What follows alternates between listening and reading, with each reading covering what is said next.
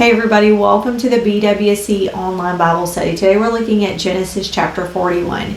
As we look at Genesis 41 today, we're going to be talking about Joseph. And if you'll remember, if you've been following along from the past several weeks, that we have talked about Joseph being sold into slavery. His brothers were very jealous of him. His father played favorites, and then he kind of got a big head about some dreams that God had given to him. He shared them with his brothers, and they became just angry and jealous, and they wanted to kill him, but instead they decided to sell him into slavery. So he spends probably about 10 years as a slave in Potiphar's house, and during that time Potiphar's wife becomes very attracted to Joseph, and she keeps trying to get Joseph to sleep with her, and he won't do it. He's going to do the right thing. He is not doing this.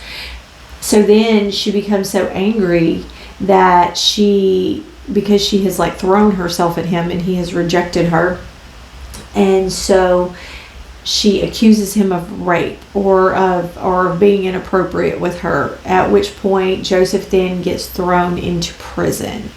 And he has spent probably a year or so there at a time when someone there, two of the guys that were there, had dreams. And he interprets the dreams. God gives him the interpretation for the dreams, and he tells them not to forget him, to tell the Pharaoh about him.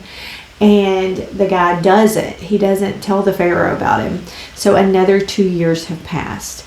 So you think about the number of years that are piling up here, that Joseph has been just in a bad situation after another bad situation, and yet still he continues to have the favor of God. He's not walking in everything that he had seen in the visions and the dreams, but he honors God regardless, where he's at, what he's going through in this moment. When he had visions and dreams, he had visions and dreams of his family bowing down, of his father bowing down, and it just didn't make sense, if you look at what's happening in his life. But we're about to see that kind of come to a head. We're going to see what God was trying to tell him so long ago. So Joseph has spent all this time in slavery, all this time in prison. And so it starts off in chapter 41, 2 full years later. So sometimes we get so frustrated when we're waiting on God for things. When God has shown us something, maybe he's given you a vision or a dream, or maybe you have been praying for something for a long time. Just think about the amount of time that passed from the time that Joseph had the vision and dream to now. So all the things that he went through are preparation for what God's going to do in his life in this next stage, in this next era that he's fixing to walk into. But throughout all of it, he remains faithful to the Lord. He seeks God. You see it in the people who are around him. They recognize it in him. They see it in him, and he shares it. And so 2 full years later, still in prison, still, just in all these terrible circumstances, you still see Joseph honoring the Lord. So it says 2 full years later, Pharaoh dreamed that he was standing on the bank of the Nile River. So the Pharaoh's like the king. In his dream, he saw 7 fat, healthy cows come out to the river and begin grazing in the marsh and the grass. And then he saw 7 more cows come up from behind the Nile that were scrawny and thin, and these cows stood beside the fat cows on the riverbank. Scrawny, thin cows then ate the 7 healthy fat cows, and at this point in the dream, Pharaoh woke up. But he fell asleep again and had a second dream. This time he saw 7 heads of grain, plump and beautiful, growing on a single stalk. 7 more heads of grain appeared that were shriveled and withered by the east wind, and these had swallowed up the 7 plump, well-formed heads. Then the Pharaoh woke up again and realized it was a dream. So the next morning the Pharaoh was very disturbed by the dreams. So he called the magicians and the wise men in Egypt, and the Pharaoh told them his dreams, and not one of them could tell him what they meant. So sometimes when you have a dream from God. It's not like a normal dream. Like, you can't shake it. I've had visions and dreams that have come from the Lord, and you don't always understand them. Like, you think about Joseph's dreams from all those 12 years ago. He didn't understand what that meant. But here we have the Pharaoh who is having dreams, and the dreams, like, he can't shake them. He woke up in the morning and he can't let them go. So it's not like a regular dream. And it says, the next morning the Pharaoh was very disturbed by the dreams. So he called, well, we read that already. It says, finally, the king's chief cupbearer spoke up. So this is so much that everybody around the Pharaoh hears all of this that's going on. And the cupbearer says, today I have been reminded of my failure, he told the Pharaoh. Some time ago you were angry with the chief baker and me, and you imprisoned us in the palace of the captain of the guard. One night the chief baker and I each had a dream, and each dream had its own meaning. There was a young Hebrew man with us in the prison who was a slave of the captain of the guard. We told him our dreams, and he told us what our dreams meant. And everything happened just as he had predicted. I was restored to my position as cupbearer, and the chief baker was executed and impaled on the pole. Pharaoh sent for Joseph at once. He was quickly brought from the prison and shaved, and his clothes were changed, and then he stood before the Pharaoh. Then the Pharaoh said to Joseph, I had a dream last night, and no one here can tell me what it means. But I have heard that when you hear about a dream, you can interpret it.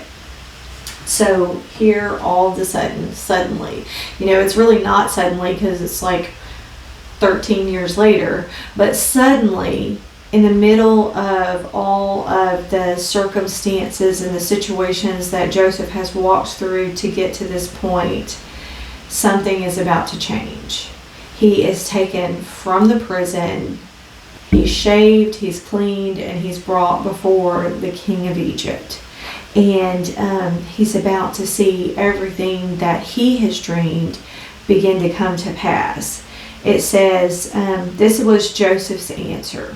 It says, it is beyond my power to do this, Joseph replied, but God can tell you what it means and set you at ease. So even in this moment, Joseph is not, he's the one who interpreted the dreams of the chief cupbearer and the chief baker. But he knows it wasn't because of he himself. It is because of what the Lord was doing.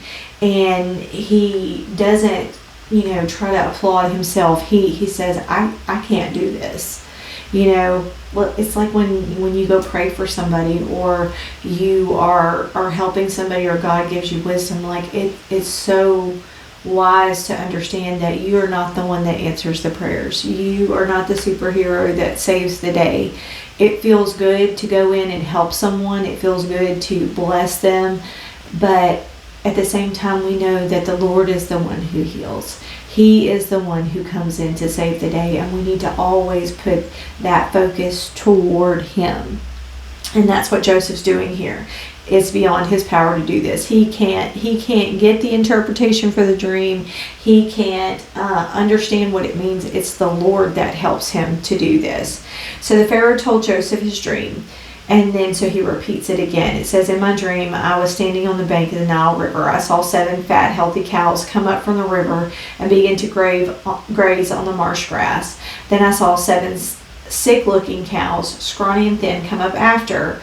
And I've never seen such sorry-looking animals in all the land of Egypt. These thin, scrawny cows ate the 7 fat cows.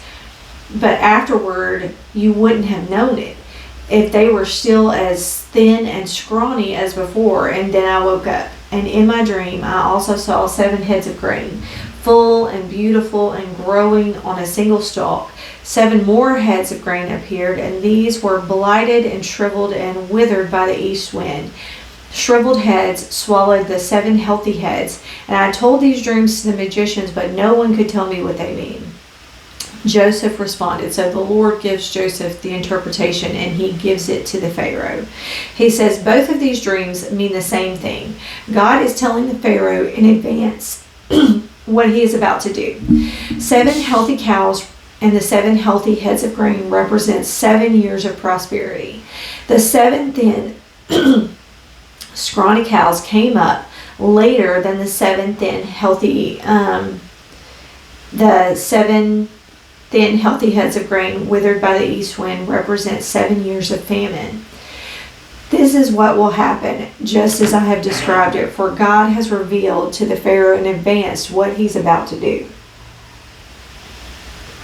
The 7 years will be a period of great prosperity throughout the land of Egypt, but afterward there will be 7 years of famine, so great that all the prosperity will be forgotten in the land of Egypt. Famine will destroy the land, and the famine will also be so severe that even the memory of the good years will be erased. That's why the scrawny cows ate up the healthy cows.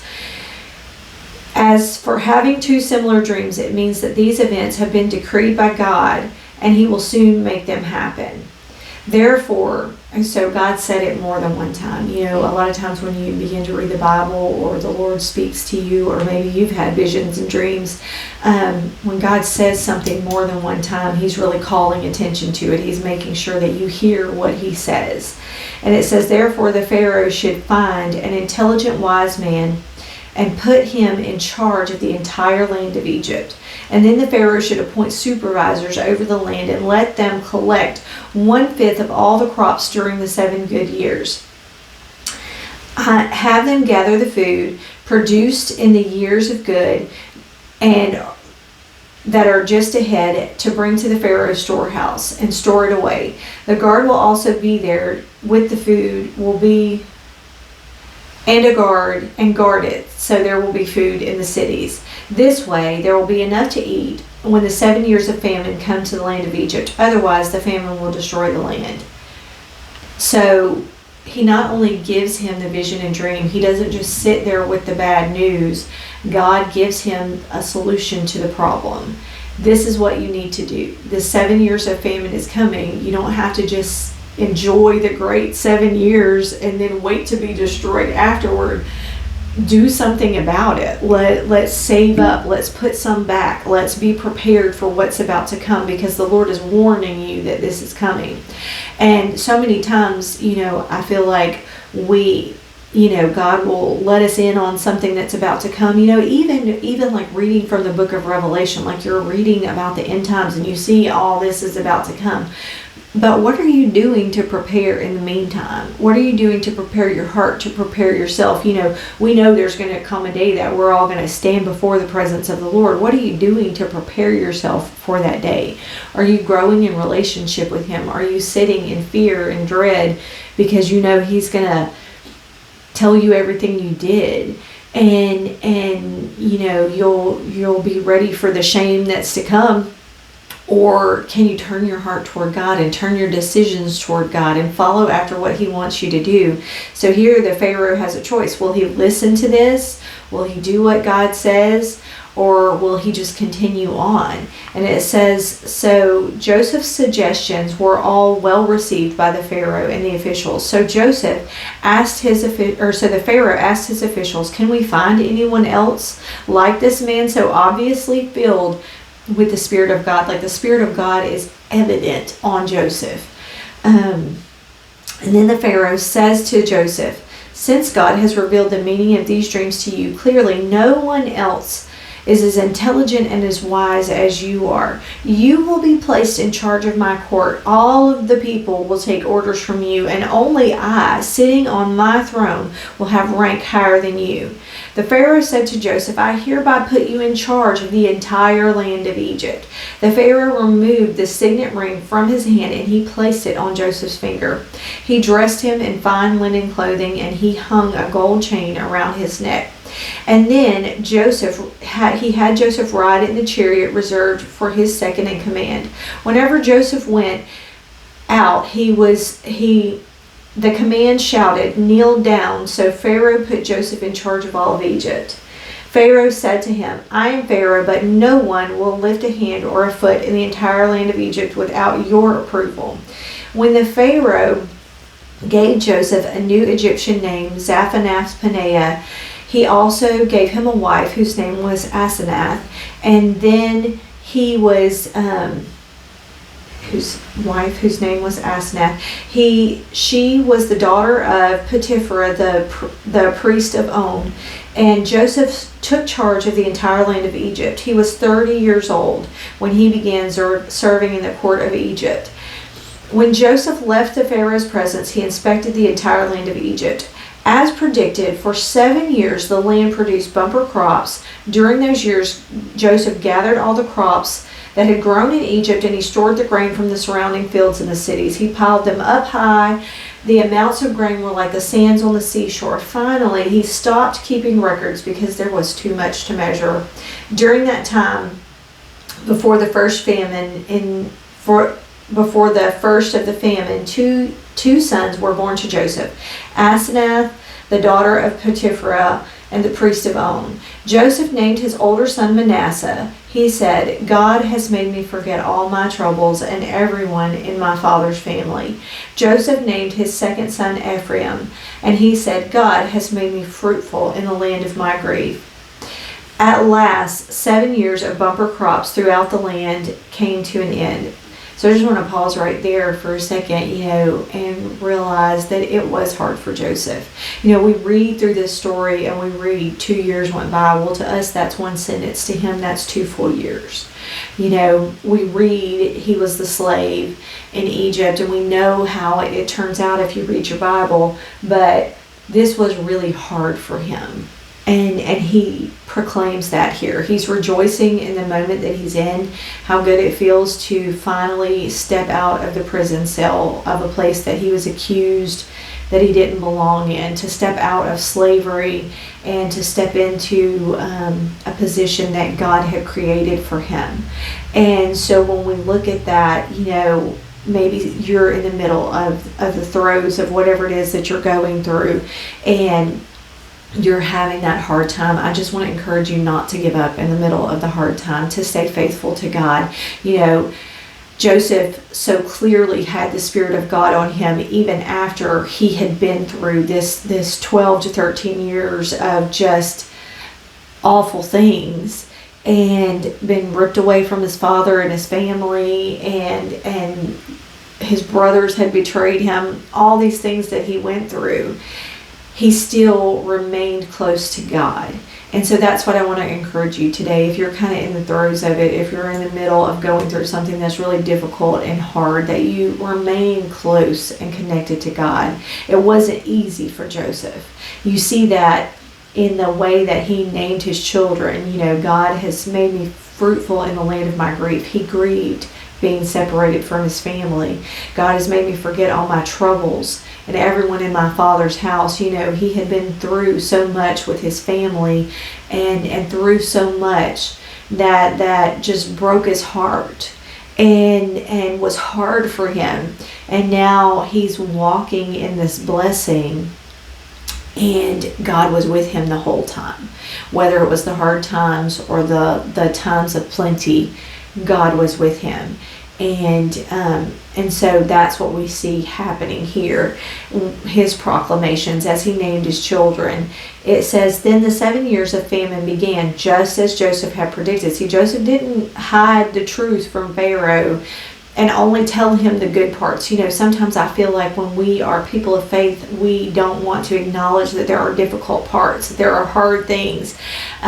But God is the one who helps us get through those hard things. We turn our hearts toward Him. We prepare ourselves to stay close to Him in a difficult season, because people are not always going to do everything right. If everyone would stand in faith and do everything that God called them to do, then we would never have a struggle. We would never have a hard time. We would never have to go through anything bad or hard. But that's just not the way this life is. So many people aren't following the Lord, and they're doing things that cause trauma and pain. And then there's just the truth that there's sickness and disease in this world, and that we need God to help us through those things. We don't have to pretend like they're not here. It's okay for us to stand in faith and acknowledge the fact that we're going through something. Joseph had gone through something, but he stayed close to God the entire time. And God brought him out of that. And so he didn't hide the fact that there was going to be a famine from the Pharaoh. The Lord told him there was going to be a famine, and he relayed that message. And they began to prepare for what was ahead. And it says, the famine also struck the surrounding countries, and throughout Egypt there was plenty of food, because they had prepared for it. Eventually, however, the famine spread throughout the land of Egypt as well.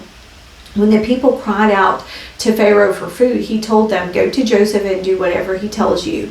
So with the severe famine everywhere, Joseph opened up the storehouses and he distributed the grain for the Egyptians, for the famine was severe. For the famine was severe throughout the land of Egypt, and the people from all around came to Egypt to buy grain from Joseph, because the famine was severe throughout the world. So Joseph, even though he had been through some extremely difficult times, he honored God in the middle of it. Everybody in his life did not do everything right, even him in his younger years. If you look back, his father played favorites, which made his brothers jealous. His brothers were jealous, which is not okay.